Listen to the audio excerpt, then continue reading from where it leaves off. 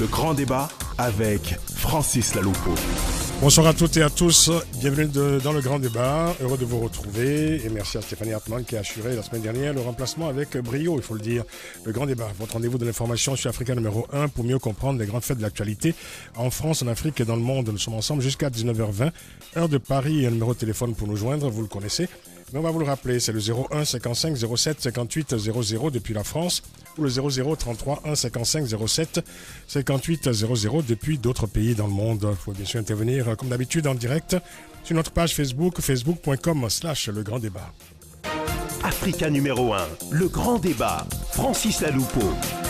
Le grand débat aujourd'hui, état d'alerte au Togo. Les manifestations de l'opposition, bien qu'interdites par les autorités togolaises, se sont poursuivies la semaine dernière dans la capitale Lomé et plusieurs autres localités du pays. Face à cette vague inédite de contestation, les autorités ont choisi d'intensifier les actes de répression dont les images suscitent de vives inquiétudes au sein de l'opinion internationale. Bilan de ces dernières semaines de braise au Togo.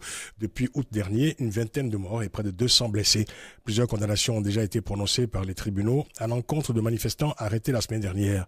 Autant dire que la tension atteint un seuil critique dans le pays, alors même que le pouvoir togolais qui vient d'instaurer une nouvelle commission électorale se montre déterminée à organiser un référendum en vue de modifier la constitution, un référendum, il faut le dire, de tous les dangers. Le point sur la crise togolaise dans ce grand débat avec nos invités. L'émission est réalisée par Valentin Blanc. Africa numéro 1, le grand débat. Le grand débat, c'est également sur facebook.com/le grand débat. Nos amicales salutations à tous ceux qui nous écoutent aux quatre coins du monde, en Europe, en Afrique, aux Amériques. Mention spéciale aujourd'hui à ceux qui nous écoutent à Lomé, à Gao, à Lubumbashi, à Édimbourg, à Abidjan ou encore à Montréal. Bienvenue à nos nouveaux amis sur Facebook et toujours et encore une pensée forte à nos amis du Burundi. Le grand débat, analyse, décryptage, coup de gueule, commentaires. Le grand débat sur Africa numéro 1. Doit-on parler d'une fuite en avant du pouvoir togolais après la mise en place de nouvelles commissions électorales ne comportant aucun membre de l'opposition parlementaire, commission destinée à superviser un référendum sous le signe de la méfiance et de la contestation, alors que le bilan des morts et blessés ne cesse de s'alourdir? Quelles sont désormais les voies de sortie de crise dans ce pays présenté comme le mauvais élève de la démocratie en Afrique de l'Ouest? Pour en parler avec nous, nous recevons dans ce grand débat Delali Atiopou, bonsoir. Bonsoir. Delali Atiopou, vous êtes représentante en France du Parti des Togolais, parti membre de l'opposition. Kofi Niazozo est avec nous, bonsoir. Bonsoir. Kofi Niazozo, juriste.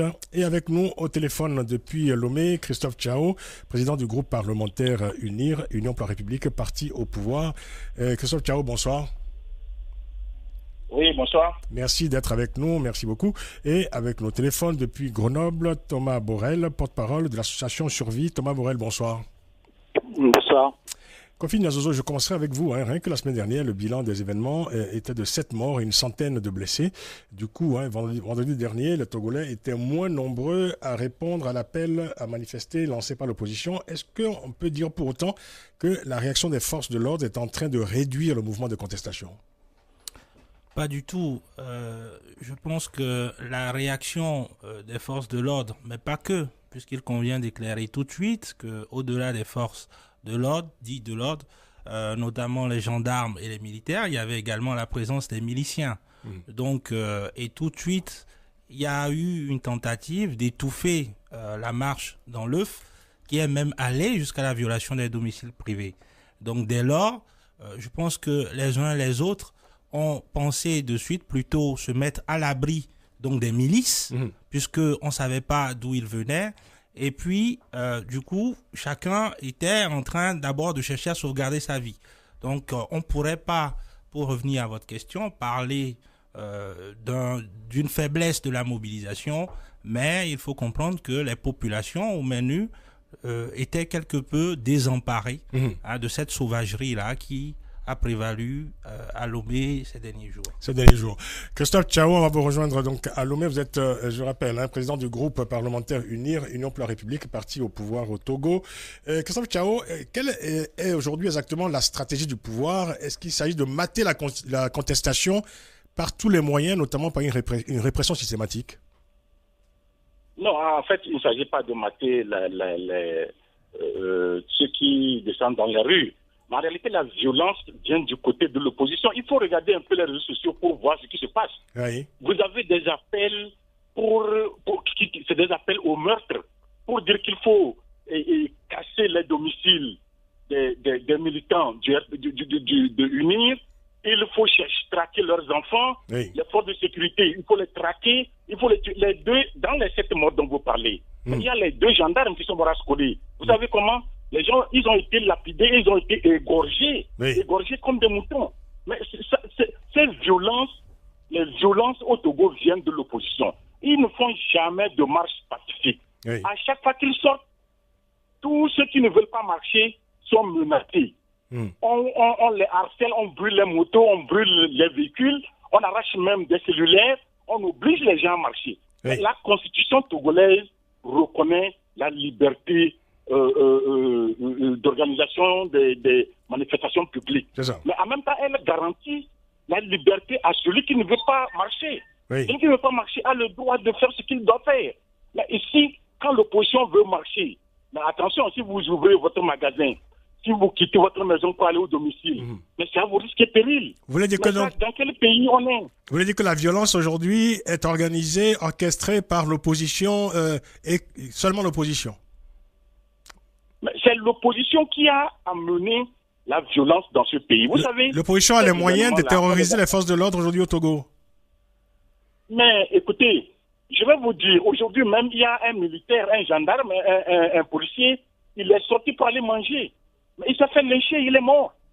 Vous savez, ces événements-là, on les a vécus dans les années 90 avec l'avènement de la démocratie. Il était question de traquer dans le temps les gens du RPT. Mais aujourd'hui, c'est les mêmes événements que nous vivons. Enfin, c'est les mêmes événements. Si vous rappelez les événements des années 90, des milieux des années 90, mon cher Christophe Tchao, ce sont quand même ceux qui manifestaient contre le pouvoir qui sont tombés en masse et beaucoup sont partis en exil à l'époque. Hein. Ce n'étaient pas les membres du RPT qui étaient le plus inquiétés à l'époque. Comment on en est arrivé là? Mais vous savez, quand on dit, bon, on dissout le RPT, c'est la maison des barons du RPT qui ont été brûlés, les premières, dans les années 90. Avant qu'il n'y ait les épémogues, ils ont créé les épémogues qui traquaient systématiquement les militants du RPT et les domiciles des barons. C'est par après que les Tomogues ont vu le jour. Donc en réalité, c'est eux qui les premiers lancent la violence dans ce pays. Les autres sont sur la défensive. Et quand on est dépassé, on ne peut que réagir. Mais vous savez, le pouvoir est dépassé. Le pouvoir est dépassé aujourd'hui. Oui, laisse-moi les militaires qui ont été égorgés à Skodé. Mais il y a un militaire qui est de Kara, dans un quartier. Mais lorsqu'on dit qu'on les a lapidés, on les a égorgés, automatiquement les jeunes se sont spontanément organisés. Ils sont rentrés dans une mosquée. Ils ont fait sortir tous les effets, mais ils n'ont pas brûlé. Mais tous les effets sont sortis et ils préparaient à attaquer toutes les mosquées. Mais on leur a dit non, il ne faut pas provoquer la violence. Il faut arrêter. Mais l'opposition togolaise, lorsqu'ils veulent marcher, ils ont toujours des armes blanches. Il y en a. Des gens sortent même avec des fusils de chasse, des calaches. On en a trouvé sur les manifestants. Bon. Donc, ces manifestations que nous voulons pacifiques, l'opposition n'a jamais organisé de manifestation pacifique dans ce pays. Ça n'existe pas. Christophe Tchao, reste avec nous. Delali Atiopou, est-ce que vous partagez cette lecture des événements tels que vient de l'exposer Christophe Tchao? Non, je ne la partage pas. J'entends M. Christophe Tchao dire qu'à chaque fois qu'il y a des violences, que les violences au Togo, que la série de violences que le Togo connaît depuis plusieurs mois en ce moment est du fait de l'opposition. Je l'entends dire que à chaque fois qu'il y a des marches de l'opposition, ces marches ne sont pas pacifiques. Je l'entends dire que ce sont les militants de l'opposition qui portent les armes. Et j'ai l'impression que soit nous vivons la presse internationale, les médias et tous les journaux, tous les reportages qui ont été faits sur le terrain concernant le Togo, j'ai l'impression qu'on parle d'un pays imaginaire ou d'un pays parallèle.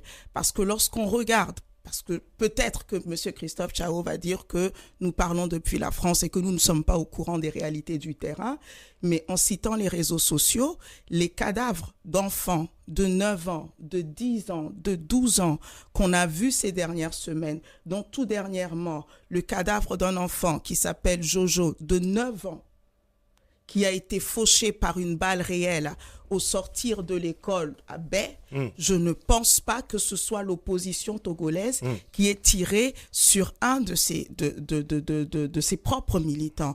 Donc, je pense qu'il faut qu'on soit sérieux. Je sais qu'aujourd'hui, il y a une stratégie au niveau du pouvoir en place qui consiste à faire une forme de chantage à la paix et de dire que c'est l'opposition qui menace la paix sociale au Togo. À dire, on entend régulièrement des responsables de la République, et ça c'est très grave, on l'a entendu avec l'ancien ministre M. Trimua sur TV5, qui disait que la lutte de l'opposition avait des relents antisémites, qui sont des accusations très très graves. On nous parle d'agressions dans des mosquées, etc. Donc on veut nous enfermer dans une forte d'agresseurs. Aujourd'hui, la victime, on veut faire passer la victime pour les agresseurs. Pourtant, le bilan est là. 16 morts. Est-ce que c'est 16 morts qu'il y a eu? Je n'absous pas le décès certains des disent 20 militaires, morts, mais il y a 16 et 20 morts. Je demande à ce qu'on regarde aux proportions. Maintenant, la question aussi, et j'espère qu'on abordera ça, c'est qu'est-ce qui a fait que sur cette dernière semaine, il y a eu une telle escalade de la violence? Est-ce que ce sont vraiment... Monsieur Kofi Nyazozo a parlé des milices, et le ministre de la Sécurité ne l'a pas démenti. Il a parlé d'une stratégie d'autodéfense. Mais le problème, c'est que dans cette autodéfense-là, le bilan est toujours beaucoup plus lourd du côté de l'opposition. Donc, il y a quelque chose qui n'est pas logique dans la démonstration de M. Christophe Tchao. Alors, on fait cette comptabilité, évidemment, toujours très sensible entre les morts de l'opposition et ceux, évidemment, des forces de l'ordre. Juste un mot rapidement avant de rejoindre Thomas Borrell. Christophe Tchao, est-ce que votre discours, finalement, ne tend pas plutôt, je dirais, à justifier, a priori, ou à légitimer la répression qui serait donc organisée, orchestrée contre les manifestants? Christophe Tchao. Ça me fait rire. Je vous pose la question. Oui, mais bien sûr, on plaque des images. Tout ce que vient de dire Delali Atiopou est faux, alors. Attendez, non, je vais revenir à votre question. Vous savez qu'il y a un discours du chef de l'État qu'on a passé sur les réseaux sociaux. Les gens ont pris ça pour un discours vrai. Bien sûr. Il y a de l'intox aussi, bien sûr, on le reconnaît, oui. Exactement. Je vous donne mon cas. Moi, j'étais hors du pays. On a organisé pour dire qu'on a fait des montages. On dit que Christophe a distribué des armes, des poids aux milices. Oh, je n'étais même pas Lomé. Est-ce qu'il y a des milices aujourd'hui au Togo? Est-ce qu'il existe aujourd'hui des milices au Togo qui sont en action? Non. C'est ce que je veux dire. Il n'y a pas de milices? Fondamentalement, les réseaux sociaux, c'est des montages. Mais est-ce qu'il existe des miliciens aujourd'hui au Togo? Est-ce qu'il y a des forces parallèles aux forces républicaines ou pas? Mais vous savez, il n'y a pas de milice organisée. Lorsqu'une situation se crée, depuis là, on vit et il y a beaucoup de dégâts au niveau des militants de l'UNIR. Je vous le dis très sincèrement. Oui. Des casses de domicile, des casses des étalages, les incendies à Mango, mais les domiciles ont été détruits, les véhicules ont été brûlés. Les militants de l'UNIR ont énormément perdu lors des marches de l'opposition. Vous écoutez, finalement, l'opposition est en train de mettre le Togo à feu et à sang. Mais non, je veux dire, il y a des jeunes qui dépassaient. Vous avez, ils peuvent avoir des manifestations spontanées. Oui. Les gens sont obligés de réagir. Je vous ai donné le cas du gendarme qui a été égorgé, qui est de Kara. Oui. Mais les jeunes qui sont sortis à Kara et qui sont pris à une mosquée, mais ce n'est pas organisé. Mais ces genres de situations, on le vit parce que l'opposition, justement, veut qu'on en arrive là. Oui. Mais nous, on a du mal à véritablement maîtriser nos jeunes. Oui. Chez moi, je suis particulièrement de ce Touba. Vous savez, quand la première marche a eu lieu le 19 en août, oui, 19 août. Ceux qui devaient aller scouder les Kotokolis, ils sont allés, ils ont pris à 4 heures, ils ont fait le tour des maisons des cabiers pour leur dire à notre retour, ou bien vous partez ou on vous égorge. Mais automatiquement, quand ils sont partis, les autres sont obligés de se mobiliser. Nous, à part de l'homme, on est obligé d'éteindre le feu, de leur dire de ne pas faire, de ne pas sortir, d'éviter les violences. Merci. Mais ces genres de choses, vous ne savez pas ce que ça nous donne qu'on travaille pour calmer nos jeunes, pour leur dire de ne pas réagir. On vit une situation très difficile de l'opposition. Très bien. Christophe Tchao, à vous écouter, finalement, la peur est finalement dans le camp du pouvoir, donc. Hein. C'est ça? Non, mais... C'est ça que vous voulez dire? Ça veut dire que le pouvoir... Non, je veux dire que si nous, on ne faisait pas l'effort de calmer nos jeunes, par rapport à la façon dont l'opposition agit, l'opposition détruit les biens des militants de l'UNI, on aurait aujourd'hui atteint le pire. D'accord. Mais nous avons le pouvoir, nous avons la responsabilité de faire en sorte que ce pays ne sombre pas. Et c'est ça notre mission. Votre mission est bien celle-là. On l'a bien compris, Christophe Tchao. Restez avec nous. Kofi Nyazozo, on vous écoutera dans quelques instants de la Ligue à Teaupour. Mais avant cela, Thomas Borel, qui est avec nous au téléphone depuis Grenoble, porte-parole de l'association Survie. Je voulais juste son regard. Thomas Borel, votre regard sur cette crise, une de plus au Togo. Ouais, une de plus en 50 ans, parce que c'est aussi ça qu'il faut rappeler, et M. Tchao a beau avoir des dénégations surprenantes sur la situation actuellement au Togo, il faut quand même rappeler qu'on a 50 ans de dynastie Gnassingbé au pouvoir, Gnassingbé et Yadema au pouvoir, et là-dessus on a une explosion de colère de la population qui s'exprime alors effectivement de manière parfois dramatique, et on voit l'instrumentalisation que le pouvoir fait de la mort des 2 militaires à Kara, mais le pouvoir ne rappelle pas à cette occasion que l'explosion de colère, c'était aussi parce qu'il y a eu une arrestation arbitraire, une de plus, d'un imam proche de l'opposition. Donc il y a un système aujourd'hui qui est en train de vaciller. Nous, on assiste à ça depuis l'extérieur, et de notre position au niveau de l'association Survie, on s'intéresse à la complicité des autorités françaises avec le régime en place et avec cette répression. Vous parlez de complicité ou de silence du régime du pouvoir français? Alors, il y a un silence qui en soi est une complicité, puisqu'on attendrait de la diplomatie française qu'elle condamne extrêmement fermement la répression violente qui est en cours au Togo, ou dans d'autres pays d'ailleurs, mais il y a également une complicité dans les actes, puisque la France, par sa coopération militaire et policière, par les livraisons de matériel, est un partenaire important des forces de l'ordre du Togo, et que ça fait 50 ans qu'elle est ce partenaire important. Donc il y a une responsabilité, sans dire que la France est coupable de ce qui se passe, on peut pas exonérer la France de sa responsabilité, et elle devrait d'autant plus poser des actes de condamnation, que ce soit dans des déclarations fermes ou dans la suspension de sa coopération policière et militaire avec le régime en place. Silence coupable et complice. Donc restez avec nous, Thomas Borel. Il faut rappeler que parmi les points chauds du mouvement de contestation, il y a cette ville, on l'a beaucoup évoqué depuis le début de l'émission, la ville de Sokodé, deuxième ville du Togo et fief du Parti national panafricain, le nouveau parti d'opposition dirigé par Tikpi Achadam, déclencheur, il faut le rappeler aussi, de l'actuelle vague de contestation depuis août dernier. Et c'est dans cette ville qu'un imam, vous le disiez à l'instant, Thomas Borel, un imam proche de ce parti, l'imam Djogbo Alassane Mohamed, a été arrêté la semaine dernière au motif qu'il aurait appelé la foule à s'en prendre aux militaires. Cette arrestation a entraîné des affrontements entre les jeunes habitants de la ville, affrontements donc entre ces jeunes et les forces de l'ordre. Africa, le grand débat avec Francis Laloupo. État d'alerte au Togo. Nos invités pour en parler de Lali Atiopour, représentante en France du Parti des Togolais, parti de l'opposition. Kofi Nyazozo, juriste, et avec nos téléphones depuis Lomé. Le président du groupe parlementaire UNIR, Christophe Tchao. UNIR, c'est l'Union pour la République.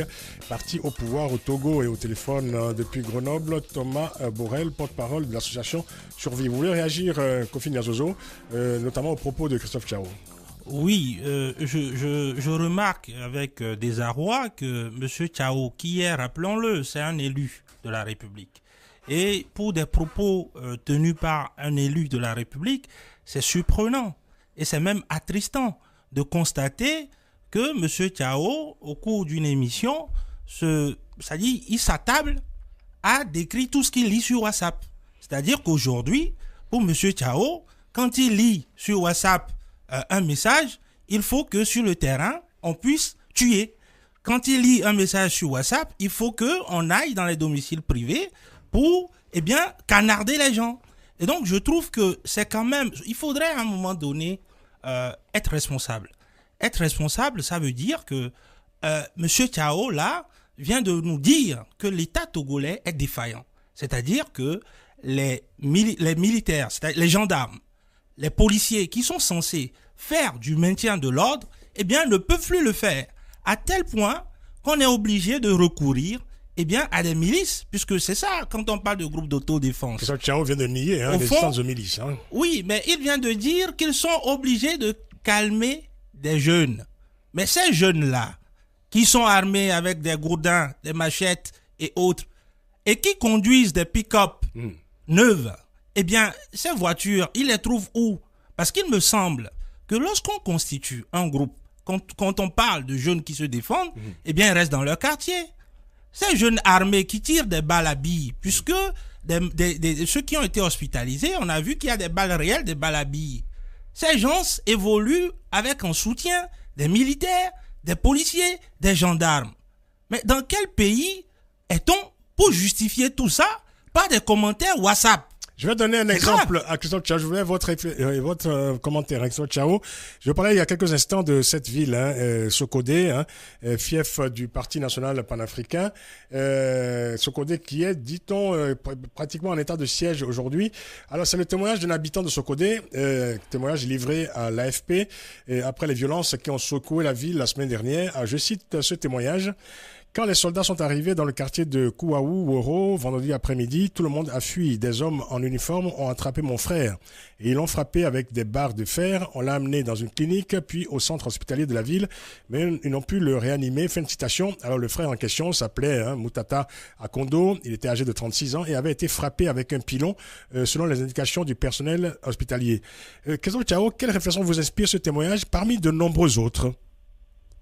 Non, je crois que d'abord, avant de répondre, c'est mon frère qui vient de parler. Je ne sais pas s'il faut m'exprimer en mina pour qu'il me comprenne. Parce qu'il a totalement déformé mes propos. J'ai parlé français.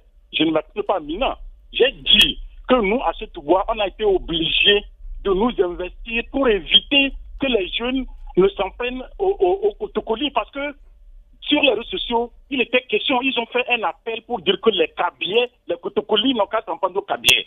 Monsieur Tchao, pendant 3 jours, je vous rappelle que pendant des jours, Internet était coupé, personne n'avait accès donc à WhatsApp et consorts. Et pourtant, ces jours où l'Internet était coupé, non, parce que vous savez, soyons un peu, quelque peu raisonnables. Laissons terminer Christophe Tchao qui est au téléphone. Allez-y, Christophe Tchao. Il faut qu'il me laisse terminer. Allez-y. Il a parlé, j'ai pris mon temps pour l'écouter. Mais c'est ça un homme responsable. Allez-y, Christophe Tchao. Une autorité. Monsieur le député, allez-y, on vous écoute. Donc, nous évertions pour dire aux jeunes de notre localité, pas dans la Touba, bien ne vous prenez pas au Kotokoli parce que vous vivez là-bas depuis des années. Sur les réseaux sociaux, ce qui se dit, c'est des faussetés. Oui, mais voilà, Christophe Tchao, permettez-moi de vous poser juste une question. Vous avez tendance à réduire ce qui se passe aujourd'hui au Togo à des affrontements interethniques. Est-ce que ce n'est pas dangereux d'avoir ce type de discours? Vous savez, au départ, c'était ça. Les appels de réseaux sociaux, c'était d'opposer... ce n'était pas le discours officiel des opposants, en tout cas. Oui, non, attention, c'était d'opposer les ethnies entre elles. Et un des députés a même lancé un appel au Kotokoli de se dresser pour la guerre. C'est dangereux ce que vous dites là, Christophe Tchao, parce que nous avons affaire à une crise politique, pas à des affrontements interethniques quand même, vous l'admettez. Bien sûr, parce que les gens ont voulu au départ ramener un conflit politique en conflit interethnique. Mais qui a voulu faire cela? Qui? Bien sûr, attention, aujourd'hui au Togo c'est l'intolérance politique. Je dis ceci. S'il y a des milices, moi, je n'en connais pas. Mais il y a certains jeunes qui, face à la répression aveugle, face à certaines tueries des militants de UNIR, au cas des domiciles, mais quelquefois sont obligés d'agir. Mais nous, on ne peut pas les laisser agir. On essaie de les ramener pour dire non. Nous sommes au pouvoir, nous n'avons pas le droit de nous faire justice. Laissez la justice fait son travail. Alors, quant à l'imam, je suis désolé. Le monsieur qui a parlé, mais l'imam, plusieurs avertissements lui ont été faits pour lui dire attention, tu fais des prêches qui appellent à la violence, à l'intolérance ethnique. Il faut faire attention. Son dernier message, malheureusement, c'est un Kotokoli. Mais quand vous prenez l'audio sur les réseaux sociaux et pour écouter ce qu'il a dit, mais il appelle systématiquement à éliminer tout ce qui est corps habillé, leur famille, leurs biens, et tous les militants de l'Union à détruire leur biens. Il le dit. Très bien, question Chao. Écoutez, on va faire parler tout le monde parce que voilà, c'est un débat. Delali Atchopou. J'aimerais répondre à Monsieur Christophe Chao et j'aurais d'abord une question. J'aurais été bien curieuse de connaître le député en question qui a fait un appel à une guerre ethnique, et c'est-à-dire à savoir qu'est-ce qu'il a dit exactement. Quand est-ce qu'il l'a dit exactement et quel est le nom de ce député? Mais deuxième chose, et j'aimerais le dire encore, Monsieur Christophe Chao, vous jouez à un jeu qui est très dangereux, mais je peux vous rassurer, il n'y aura pas de guerre ethnique au Togo. Il n'y aura pas de guerre ethnique au Togo parce que depuis 50 ans que les Togolais manifestent, expriment leur mécontentement, ils se sont toujours levés. Kabyé, Kotokoli, Evé, Mina, Akposo, etc. Quand dans les rues de Lomé, on a plusieurs centaines de milliers de Togolais, je ne pense pas qu'il y avait eu que des Kotokoli ou il y avait eu que des Kabyé. Sur les pancartes, il n'y avait aucun appel à la haine, il n'y avait aucune agression concernant ou stigmatisant une catégorie de Togolais par rapport à un autre. Parmi les leaders de l'opposition, vous avez toute ethnie, vous avez toute confession religieuse. Et pas plus tard qu'il y a quelques jours, je parlais encore avec le pasteur Edo Komi, qui est pasteur, qui est chrétien, qui a suivi et qui se plaignait d'avoir été lui-même confronté à des menaces de ces miliciens que vous ne connaissez pas lors des manifestations cette semaine, et qui disait que ce n'était pas possible que des responsables politiques puissent commencer à distiller ces théories de guerre ethnique. Je ne sais pas ce que vous cherchez, mais vous ne l'aurez pas au Togo. On va avancer dans le débat. C'est dans ce contexte, en tout cas, que l'Assemblée nationale du Togo a procédé la semaine dernière au renouvellement de la composition de la nouvelle commission électorale. Alors, une commission qui ne compte aucun membre de l'opposition parlementaire. Et c'est cette commission, déjà contestée par l'opposition, qui sera chargée de superviser le fameux référendum prévu par le pouvoir pour modifier la Constitution. Thomas Borrell, pour l'opposition, cette commission électorale qui a été instaurée la semaine dernière, pour l'opposition, il s'agit d'une provocation de la part du pouvoir, une provocation de plus. Qu'est-ce que vous en pensez? Est-ce qu'on peut parler d'une fuite en avant du pouvoir?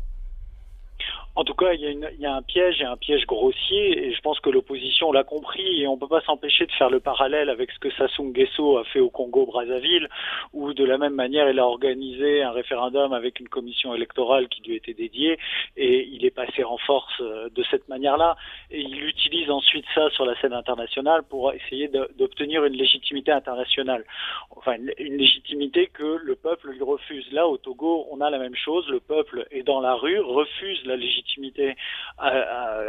au clan qui est au pouvoir, parce qu'il faut bien appeler ça un clan, et finalement il y a une tentative d'habiller, de donner des institutions légitimes que malheureusement l'OIF, la France et sans doute d'autres chancelleries risquent d'avaliser, et en provoquant encore plus de colère auprès de la population togolaise de manière légitime. Merci Thomas Borrell. Kofi Nyazo, rapidement, vous êtes juriste, la mise en place de cette commission, alors même qu'il n'existe aucun consensus sur la tenue du référendum, je vous pose la même question que je posais à l'instant à Thomas Borrell. Est-ce qu'on peut parler d'une fuite en avant du pouvoir? Est-ce que c'est la meilleure manière d'éteindre l'incendie en cours au Togo? Non, moi je considère que cette commission électorale ne fait que contribuer donc à l'enlisement de la situation. Parce qu'aujourd'hui, il y a une rupture de confiance manifeste, non seulement entre la classe politique, mais également avec le peuple. Et c'est pour ça que c'est dangereux de faire une analyse sous le prisme pouvoir-opposition. Puisque ce qui se passe aujourd'hui, ce n'est plus fondamentalement un problème entre l'opposition et le pouvoir. C'est le peuple opposé au pouvoir, c'est-à-dire le peuple n'en veut plus. Le peuple souhaite répondre à ce cycle donc d'alternance politique qui prévaut dans la sous-région. C'est bien ça l'enjeu. Et donc, cette CENI mise en place ne fait que contribuer à l'escalade d'ailleurs de la violence. Parce qu'on ne peut pas, dans le contexte actuel, se permettre de mettre en place une CENI dans l'optique de travestir un référendum. Alors, si référendum il devrait y avoir, je pense qu'au minimum, c'est d'accorder au peuple ou de répondre à cette attente légitime, de sorte à permettre aux uns aux autres de comprendre que le pouvoir est disposé à offrir un dialogue franc et sincère. Ça veut dire qu'il faut restaurer l'article 59 originel, qui donc interdit à tout citoyen togolais d'aller au-delà de 2 mandats. Donc le problème qui se pose, comme le dit M. Borrell tout à l'heure, eh bien il y a une question de légitimité. Et le pouvoir, à travers son illégitimité, ne fait que y rajouter du discrédit, et donc vis-à-vis des partenaires de la sous-région et au niveau, par rapport également à la communauté internationale. Christophe Tchao, vous êtes l'un des artisans de cette commission électorale renouvelée, sans consensus évidemment, et sans une commission qui ne compte aucun membre de l'opposition parlementaire. Est-ce que c'est vraiment la meilleure façon d'éteindre l'incendie dans votre pays?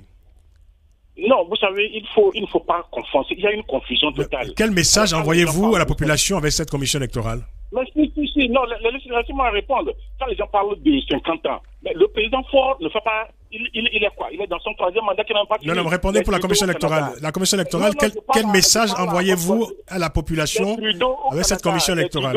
Il fait Trudeau fils. Il a totalisé les années, on totalise. Mais nous sommes dans une constitution totalement différente.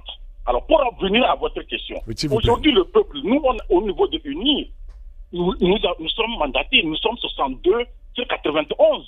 Députés. C'est des élections démocratiques. On a un peuple derrière nous. Quand nous organisons des marches ici, mais c'est aussi du monde qui sort. On draine aussi du monde. Dans une situation de crise, Christophe Tchao, est-ce qu'il y a de bonnes politiques d'instaurer cette commission électorale qui est forcément contestable? Je viens à votre question. Vous savez, lorsque le projet de loi est arrivé à l'Assemblée nationale pour limiter notamment le nombre de mandats et le scrutin à 2 tours, mais c'est l'opposition qui a quitté l'hémicycle. Ça, c'est leur habitude. Ce n'est pas la première fois. Ils n'ont pas voulu participer au débat et apporter des amendements. Ils ont dit la Constitution de 92 en intégralité. Or, aujourd'hui, nous savons que cette Constitution de 92, elle contient pas mal des choses qui sont inadaptées au contexte actuel. Donc, on ne peut pas la plaquer, on ne peut pas la reprendre. Maintenant, nous avons voté aux 2 tiers, c'est-à-dire les 62 députés de l'UNI sont prononcés favorablement pour la limitation de mandat à 2 tours et qu'aucune personne ne puisse se présenter après les 2 mandats. Oui. Nous avons aussi voté pour les 2 tours de scrutin. Alors aujourd'hui, nous n'avons pas eu les 4/5e. Qu'est-ce qu'il faut faire? La Constitution même trace la voie. Ce n'est pas imposé. C'est la Constitution qui dit, lorsque c'est les 2 tiers, vous devez aller au référendum. Ça, c'est prévu dans la Constitution. Vous voulez qu'on viole la Constitution? C'est ça votre mentalité là-bas en France? Mais ça, c'est dommage. Bon. Alors, la Constitution, nous la suivons. Et par rapport à ça, il faut mettre en place une CENI parce qu'il était question d'organiser les locales. Et ces locales-là, l'opposition a réclamé que les locales soient organisées. Donc la CENI qui se met en place aujourd'hui, ce n'est pas pour le référendum seulement. Elle doit faire le référendum, elle doit organiser les locales en 2018 et nous avons les élections législatives en 2018. Donc c'est une CENI qui est l'émanation exclusivement du parti au pouvoir, en tout cas de la majorité présidentielle et parlementaire. Africa. Le grand débat avec Francis Laloupo. État d'alerte au Togo, nos invités pour en parler, Thomas Borrell, le porte-parole de l'association Survie, Christophe Tchao, président du groupe parlementaire UNIR, Union pour la République, parti au pouvoir au Togo. Kofi Niazozo est avec nous, juriste, et Delali Atiopou, représentante en France du Parti des Togolais, parti membre de l'opposition togolaise, et tous nos auditeurs évidemment, et ceux qui appellent, et on va en écouter quelques-uns d'ailleurs tout de suite, cap sur le standard. On écoute Monsieur Pitch. Monsieur Pitch, bonsoir. Oui, bonsoir à tout le monde. Nous vous écoutons, donc, bienvenue. Je vous écoute à partir de ma voiture, en fait, voiture de boulot. En fait, j'aimerais juste intervenir. Oui. Par rapport à poser une question à M. Tchao. Déjà, c'est la situation qui passe au Togo, c'est la situation qui était chez nous au Congo Zaïre. Donc c'était pareil. C'est-à-dire, il voulait changer la constitution pour maintenir comme il est toujours là. Oui. Pour moi, les gens comme le président Faure Gnassingbé, Oui. S'ils veulent vraiment changer la constitution, il faut que lui, il quitte le pouvoir. Dès qu'il aura la fin de son mandat, il quitte le pouvoir. À ce moment-là, la personne qui sera élue, ils peuvent changer la constitution.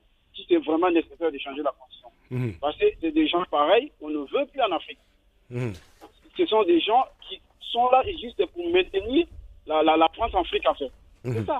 On sait très bien, il est là pour la France-Afrique. On n'en veut plus qu'il parte. Et si l'autre qui viendra après, s'il veut, il veut changer la constitution, il changera la constitution. Voilà.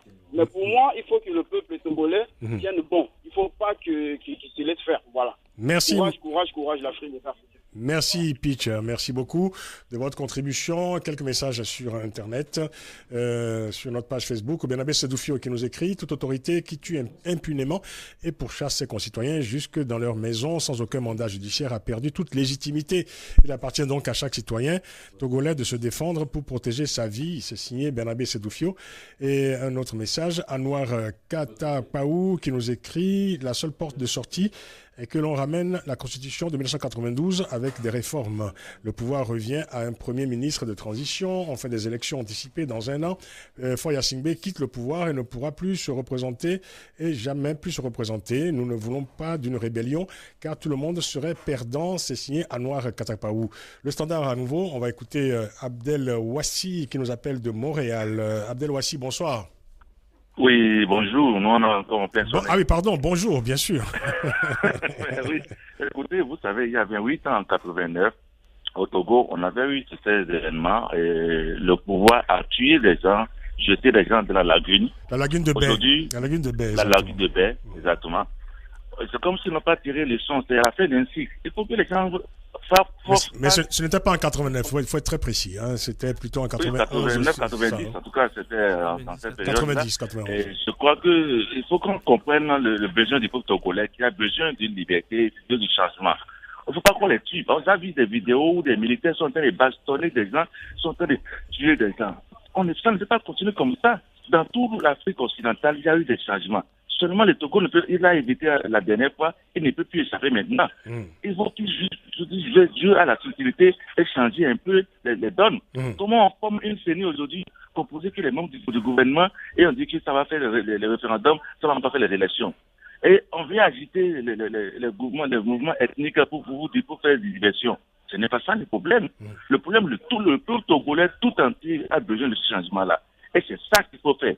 C'est ça qu'il faut faire. De grâce, il ne faut pas qu'on nous amène encore des désordres avec qu'on cherche à avancer plus qu'il en faut là.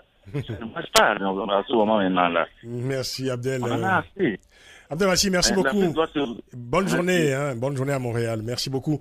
On peut encore écouter un auditeur, Marcel, qui nous appelle de Dublin, en Irlande, bien sûr. Marcel Kodji, je suppose. Bonsoir. Oui, Marcel de Dublin. Oui, je voulais poser une question à M. Christophe Tchao. Il paraît qu'il ne reconnaît pas avoir des ministres au Togo. Mais je voulais lui faire rappeler que c'est une rébellion. Parce que dans les années 90, lui-même, il a été membre de Rakam. Et ils ont tué sur la population en 94. Membre de Rakam, une association étudiante. C'est ça. Au Togo, et au campus, il le sait bien. Il a été membre influent de Rakam. Donc, ce n'est pas la première fois qu'il a commencé à mettre les milices dans les rues au Togo et tirer sur la population. Il en est conscient de ce qu'il fait. Et il va payer les conséquences au Togo. C'est moi, Marcel, qui dit, c'est le peuple qui se soulève. Ce n'est plus les politiques. Ceux qui comprennent, il a fait une confusion entre le peuple et les politiques. Ce n'est plus la nation aujourd'hui. C'est le peuple qui réclame le départ de Foya Singbe. Mais je ne comprends pas qu'ils sont tellement têtus qu'ils ne veulent pas partir après avoir rasé toute l'économie du pays. Ils sont fiers de nous gouverner, de nous étendre, de verser le sang des Togolais. Mais ils vont payer. Et leurs descendants vont payer, je le dis. Merci Marcel. Merci. On va quand même écouter Christophe Tchao, qui est au téléphone, qui est fortement interpellé. Et c'est vrai que c'est le seul représentant du pouvoir dans ce débat. Je vais vous demander, Christophe Tchao, de faire un commentaire après tout ce que nous avons entendu, peut-être en rebondissant sur cette phrase que vient d'émettre notre ami Marcel de Dublin. Il dit ce ne sont plus la politique qui se soulève aujourd'hui, c'est le peuple togolais qui se soulève.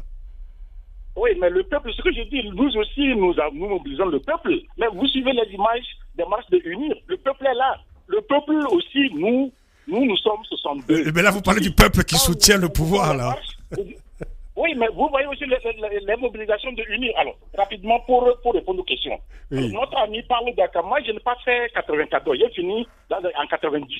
Donc, à Akam, en 94, il y avait, dans le temps, Meld Ould Grad qui roulait pour l'opposition. Akam roulait pour le pouvoir. Donc, c'est un rappel que je fais. Alors, par rapport, on dit fort ne se représente plus, il faut faire une phase de transition. Nous sommes dans une république qui a ses lois.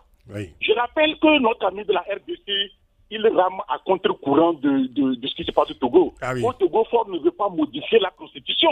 La Constitution a été modifiée en 2002 parce que l'opposition, justement, a boycotté les élections législatives, ce qui a permis au RPT de rafler tout. Et c'est ça qui est à l'origine des modifications. Aujourd'hui, Ford veut ramener les limitations de mandat. C'est ce texte qui est arrivé à l'Assemblée nationale. Bien. Ce n'est pas pour rendre la Constitution illimitée, non. Donc il est totalement aux antipodes de ce que nous vivons ici. Très bien. Alors, d'autre part, rapidement, s'il vous plaît. Également que... Pardon? Rapidement, monsieur le député, allez-y. Oui, mais le problème, c'est que, comme vous l'avez dit, moi je suis seul, mais les autres, quand vous additionnez leur temps, ça dépasse le temps que moi j'ai. Ah oui, mais rapidement. Oh oui, mais votre parole est dense, donc il n'y a pas de souci. Mais bien sûr. Alors, je voudrais dire que la Constitution togolaise, si, quelles que soient les réformes que nous allons opérer, il y a le principe de la non-rétroactivité. Ça, il faut le rappeler. C'est un principe de droit.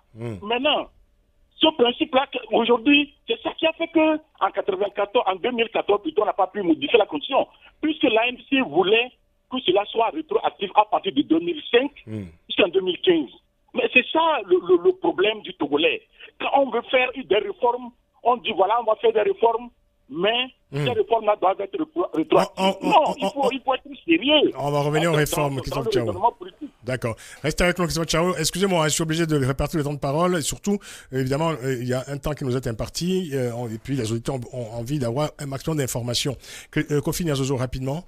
Alors, ce que moi, je veux faire comprendre à M. Tchao, qui s'érige en constitutionnaliste ou essaie de nous expliquer les points qu'il faut respecter de la Constitution, c'est étonnant parce que je découvre aujourd'hui que cette même Constitution qui dit que la vie humaine est sacrée, le domicile inviolable, mais qu'on viole, on tue tous les jours, on y découvre aujourd'hui qu'il faille la respecter de façon scrupuleuse, alors qu'on a prêté un serment jamais respecté. Bon, maintenant, ce qu'il faut savoir, moi, là où je voudrais en venir, c'est que ce projet portant référendum, eh bien, je voudrais rafraîchir la mémoire de M. Tchao. Peut-être qu'il a voté sans lire, c'est dommage. Mais cette constitution n'interdit pas du moins à tout Togolais de ne pas faire plus de 2 mandats.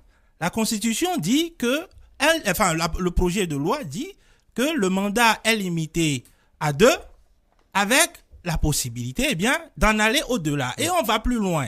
On nous dit en supplément que, tous les mandats passés et en cours, sont remis à 0.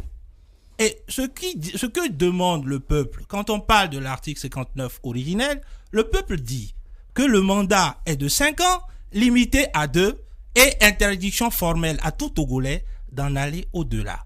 C'est ça la source du contentieux. Africa. Le grand débat avec Francis Laloupo. État d'alerte au Togo. Nous en parlons avec nos invités. Delali Atiopo, représentante en France du Parti des Togolais, parti membre de l'opposition togolaise. Kofi Nyazozo est avec nous, juriste. Et au téléphone depuis Lomé, Christophe Tchao, président du groupe parlementaire de l'Union pour la République, parti au pouvoir au Togo. Et au téléphone avec nous, Thomas Borrell, porte-parole de l'association Survie. Alors je voulais explorer avec vous, madame, messieurs, quelques voies de sortie de crise au Togo, voie possible évidemment. Quand on entend les dernières informations, la tension reste en tout cas intacte dans ce pays.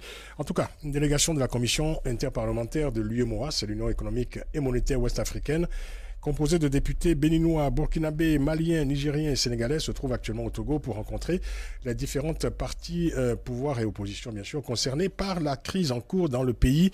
Alors, première question que je pose tout de suite à Thomas Borrell, porte-parole de l'association Survie. Qu'est-ce qu'il faut attendre selon vous de cette médiation régionale? Un nouvel appel au dialogue, un de plus? C'est ce qu'on peut craindre, en tout cas, au regard de l'expérience burkinabé. On se souvient qu'au Burkina Faso, au moment du putsch de la garde présidentielle, du RSP, le régiment de sécurité présidentielle en 2015. Quand la CEDEAO est intervenue pour une médiation, c'était avant tout finalement pour essayer de gagner du temps. Il a fallu la pression de la rue pour que l'armée mette en échec la garde présidentielle. Donc là, on peut craindre, effectivement, même si les ressortissants de ces pays-là ne font pas partie de vieilles dictatures france-africaines, comme ça peut être le cas parfois, que la diplomatie ne suffise pas si le pouvoir veut s'entêter. Il faudra des déclarations fortes, et il faudrait également des déclarations fortes depuis mon pays, la France. C'est ce que nous, on attend au niveau de l'association Survie.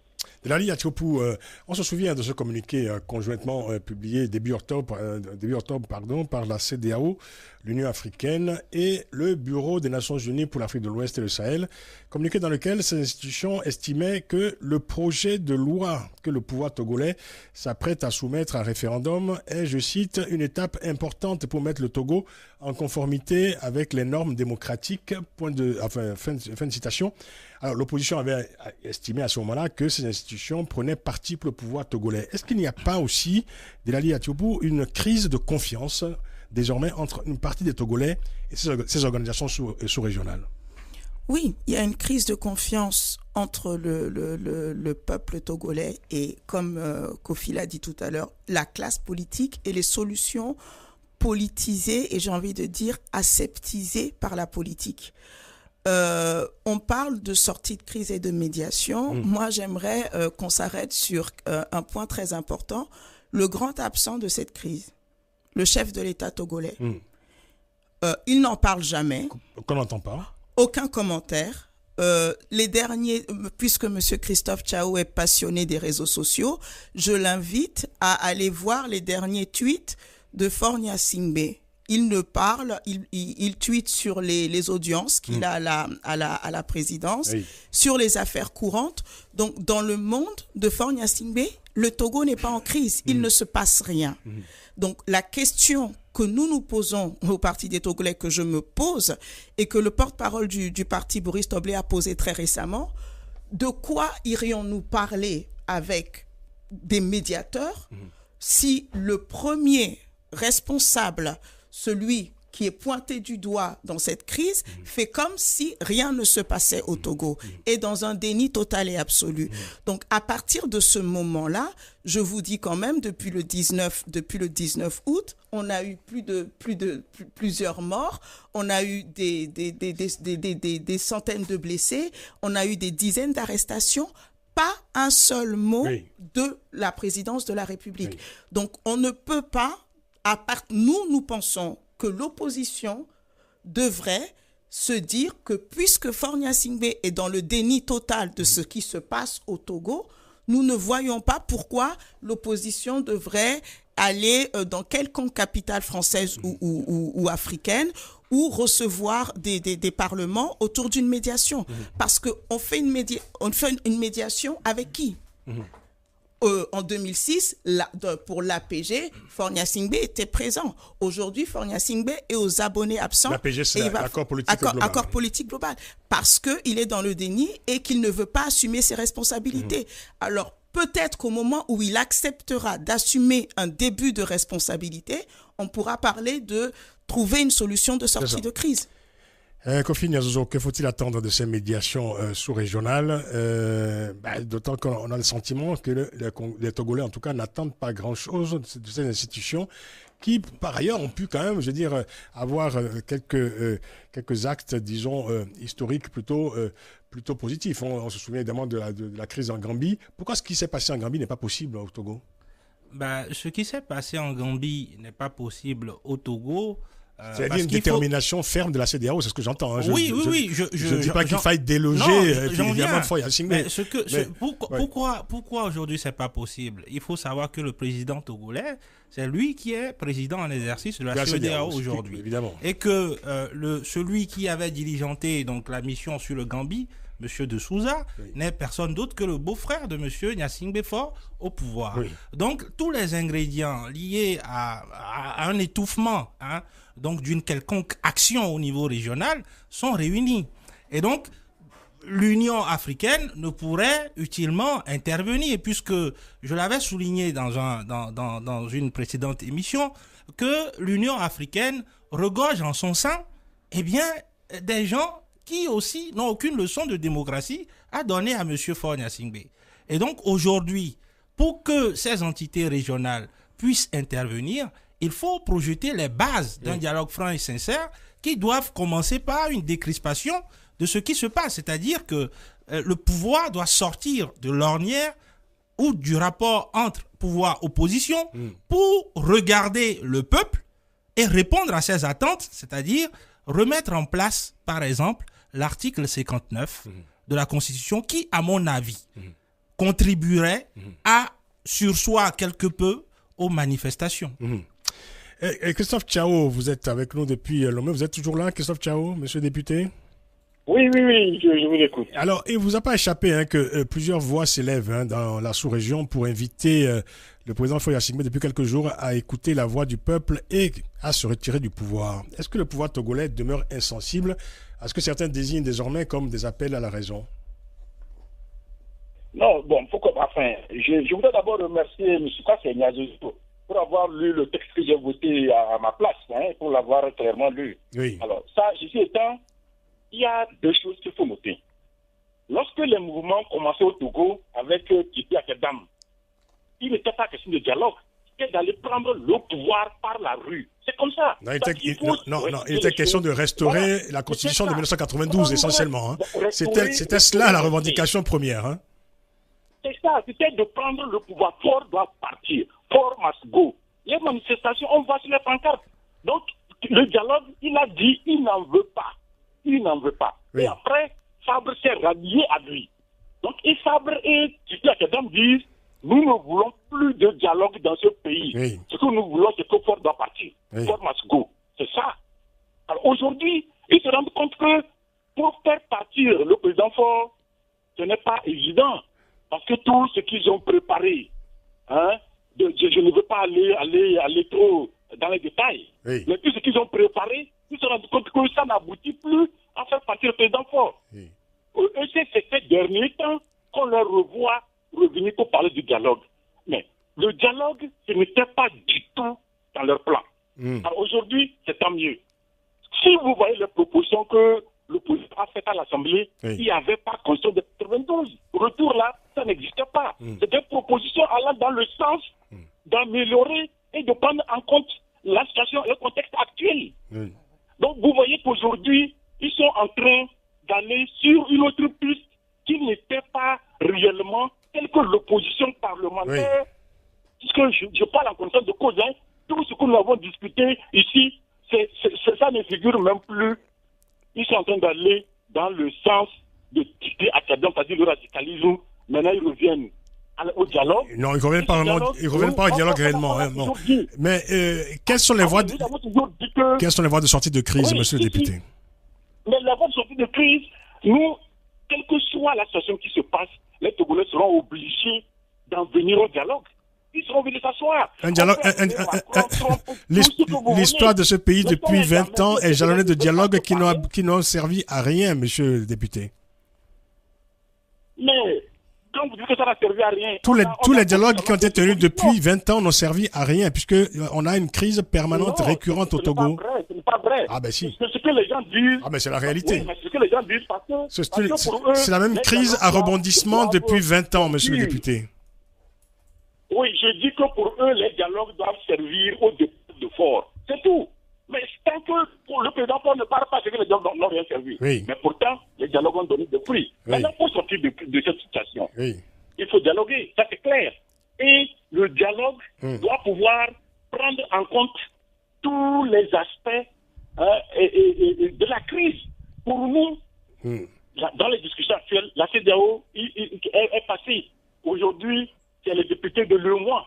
Mais nous sommes toujours ouverts pour discuter. Mais là, dans cette discussion, il faut aller vers le texte qui a été adopté, c'est-à-dire il ne doit pas avoir de retour. C'est-à-dire que vous voulez faire un dialogue à vos conditions, à vous, quoi, c'est ça?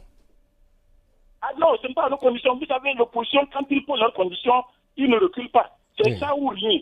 C'est ça qui nous a amené à cette situation. Oui. Lorsqu'ils disent que c'est ce que nous voulons, oui. ou bien vous prenez, ou bien vous laissez. Oui. Or, dans un dialogue, vous devez, chacun doit lâcher du lest. Est-ce qu'on ne peut pas imaginer un geste, alors, rêvons un instant, un geste historique de la part du président Faure Gnassingbé. Tout à l'heure, vous parliez vous-même, Christophe Tchao, de la nécessité de s'inscrire dans le cours de l'histoire. Est-ce que ce n'est pas s'inscrire dans le cours de l'histoire que d'envisager un retrait du pouvoir de Faure Gnassingbé? Mais il a été élu. Il a été élu. Mais oui. Vous voulez totalement que la constitution togolaise meure. Non, mais c'est pas la question de l'élection de la constitution. C'est la question aujourd'hui. On est dans une situation particulière, exceptionnelle, où on est dans une situation pratiquement pré-insurrectionnelle dans votre pays. À des moments comme ça de l'histoire d'un pays, il peut y avoir aussi, surtout des circonstances exceptionnelles, qui peuvent demander, qui peuvent réclamer de la part d'un pouvoir un geste exceptionnel, non? Non, le Togo n'est pas dans une situation exceptionnelle, je le regrette. Ah bon? Nous avons, vous savez, ce qui se passe aujourd'hui au Togo. Il n'y a pas de crise au Togo aujourd'hui? Non, le Togo n'est pas dans une situation insurrectionnelle. Il y a des institutions qui fonctionnent. Et si on est dans une situation insurrectionnelle, il ne peut pas avoir de masse, on ne peut pas autoriser. Mais les gens ils déposent leur dossier pour avoir l'autorisation de marcher. D'accord. Mais ça, c'est un pays normal. D'accord. Les institutions fonctionnent dans ce pays. D'accord. Ah oui, l'Assemblée se réunit, nous votons toujours des lois. Très bien. Ah oui, demain, même on a une plénière. Donc, le Togo n'est pas dans un pays insurrectionnel. Bien. Il faut discuter. Nous appelons nos frères de l'opposition à discuter, à aller dans le sens d'ouverture. Il ne faut pas avoir des positions radicales telles qu'ils le prennent pour dire, voilà, nous, on veut construire de 92 points, ou alors le président doit partir pour Massigo. Ces genres de positions radicales ne pourront pas nous faire avancer. Merci. Il faut avancer, il faut s'asseoir, il faut discuter. Merci beaucoup, Christophe Tchao. Merci de vous être prêté à ce débat, au jeu des questions et réponses. Merci infiniment. Je rappelle, vous êtes président du groupe parlementaire de l'Union pour la République, parti au pouvoir au Togo. Restez avec nous au téléphone. Vous allez pouvoir entendre les conclusions des autres invités. On commence avec vous, Delali Atiopou. Vous avez 1 minute pour conclure. Oui, dommage que M. Christophe Tchao ne soit plus en ligne. Mais si, il est en ligne. M. Christophe Tchao, l'opposition togolaise... Mais ne l'interpellez pas parce que vous allez relancer le débat. Ah d'accord. C'est juste une information. L'opposition togolaise n'est pas en conflit avec UNIR. Vous semblez dire que l'opposition a un problème avec UNIR. Le peuple togolais a un problème. Il ne veut plus qu'un président, qu'il soit de l'opposition ou de la mouvance au pouvoir, il ne veut plus qu'un président fasse plus de 2 mandats. Ce président-là ne répond pas au peuple. Vous dites qu'il a été élu, mais est-ce que ce président est légitime? Parce qu'un président qui ne s'adresse pas à un peuple qui grogne, plusieurs centaines de milliers de Togolais qui grognent, est-ce qu'on ne pourrait pas croire que ce président n'arrive plus à affronter son peuple les yeux dans les yeux? Et à partir de ce moment-là, est-ce que nous ne sommes pas en droit de nous demander si ce président est encore légitime et si ce président peut être encore écouté et surtout si ce président peut encore gouverner ce pays? Voilà la conclusion de Delali Atiopou. C'est une question, bien sûr. Kofi Ignazozo, c'est à vous. Alors, moi, ce sur quoi j'aimerais attirer l'attention de M. Christophe Tchao... Il ne faut pas le relancer parce que non, je ne le relance pas. C'est-à-dire par que... courtoisie et parce qu'on l'a remercié. Alors, ce que j'aimerais dire, c'est que là, il est évident, pour que les choses puissent aller vers l'apaisement, eh bien, que les milices donc, se retirent, que le maintien à l'ordre public normal puisse prévaloir, et donc qu'il faille également surseoir à tout projet référendaire qui, au fond, ne contribue qu'à enliser la situation. Il est également à rappeler, par exemple, aux autorités françaises qu'il y a un attachement, la France a un attachement particulier aux droits et libertés fondamentaux. Et je m'étonne qu'aujourd'hui, il y ait un silence de la part de cette même France-là, alors même que des enfants sont fauchés, sont livrés à la brousse, sont à la merci des reptiles, des mères, des pères sont tués, eh bien cela est inconcevable. Et donc, il tient lieu, lorsqu'un pouvoir est défaillant, c'est-à-dire que l'autorité ou la force légitime est usée ou utilisée à outrance, il tient lieu de rappeler les prérogatives normales ou essentielles au pouvoir, de sorte à ce que la paix sociale puisse revenir. Merci beaucoup, Kofi Ignazozo. Ce sera Thomas Borrell donc de conclure. Thomas Borrell, vous avez écouté ce débat entre Togolais. Quelle réflexion vous inspire donc sur tout ce que vous avez entendu? Ouais, merci. Effectivement, c'est un regard extérieur et assumé comme tel, mais on voit qu'il y a une difficulté dans la défense du pouvoir aujourd'hui à envisager le Togo avec quelqu'un d'autre à la tête de ce pays qu'un membre de la famille Eyadema Gnassingbé. Donc ça, c'est le premier point, et que finalement, tout ce qui est proposé aujourd'hui par le pouvoir ou par ses alliés sont des procédés dilatoires. Face à ça, il y a la rue qui s'exprime avec colère. Nous, en observant ça, on a de l'enthousiasme de voir cette rue qui s'exprime de cette manière et le peuple qui se soulève de cette manière, de l'angoisse sur ce que ça pourrait produire en termes de répression, et une colère vis-à-vis des autorités de notre pays, la France, qui par sa coopération policière et militaire, encore une fois, a une responsabilité particulière. La France forme avec, en 2011, on le savait depuis, on ne sait pas combien de coopérants, mais en 2011, il y avait 14 coopérants détachés parfois au plus haut niveau de l'appareil répressif togolais, forme à quelque chose que les autorités françaises appellent la gestion démocratique des foules. On voit le résultat ces derniers jours par la répression brutale, meurtrière au Togo, et donc oui, il y a une responsabilité, nous, en tant que Français, de s'insurger contre ça, et en solidarité avec les Togolais, d'exiger des actes posés de la part de notre gouvernement. Merci beaucoup Thomas Borel, merci infiniment. Je rappelle, vous êtes porte-parole de l'association Survie. Rapidement, Delali, à Teahupoo, il y a de nouvelles manifestations qui sont donc prévues le mois prochain maintenant. Entre-temps, que va-t-il se passer très rapidement? Il va y avoir comme ça une période un peu flottante, si je puis dire. En fait, pendant les semaines qui vont nous séparer, les jours qui vont nous séparer des 7 et 8 novembre des prochaines manifestations, l'opposition va aller à l'intérieur du pays parce qu'il y a eu beaucoup de victimes à l'intérieur du pays, là où les médias, malheureusement, n'ont pas toujours accès facilement. Donc, ils vont aller à la rencontre de ces populations-là. Il y a des populations déplacées, notamment au niveau de Bafilo. Il y a beaucoup de mouvements de population vers le nord du Ghana, notamment, on nous a signalé. Donc, les leaders de l'opposition vont aller à la rencontre de ces populations-là et se faire une idée plus précise malheureusement du bilan et aider pour réconforter ces populations. Merci. Et puis, pour finir, j'aimerais profiter de l'occasion pour dire également que dans ce temps, justement, où ça se mobilise sur le terrain, eh bien, il y a également dans la diaspora, donc à Paris, le mercredi 25, un sitting qui est prévu au niveau de l'Élysée, à la rue Augustin, auquel, eh bien, tous les Togolais sont également conviés pour, encore une fois, amener la France à sortir de son silence presque coupable.